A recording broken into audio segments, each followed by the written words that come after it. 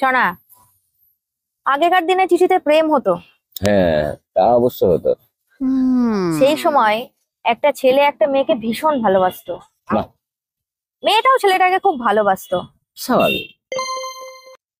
একদিন মেয়েটা ছেলেটাকে চিঠি লিখলো, আর সেই চিঠিতে শুধুই ভালোবাসার ছোঁয়া ছিল। বাহ, সেই চিঠির লাস্ট লাইনে লেখা ছিল, আমি যতদিন বাঁচবো ততদিন শুধু তোমাকেই ভালোবাসবো। ফ্যান্টাস্টিক। এই এত ভালোবাসার কথা লেখার পরেও ছেলেটা মেয়েটাকে ছেড়ে দিল, এ বাবা, কেন? একটু বোঝার ভুলে। হোয়াট? বোঝার ভুল?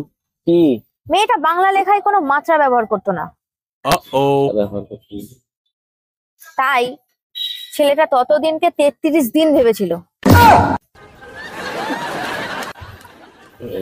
প্যাকেজ ভেবে নিয়েছিল।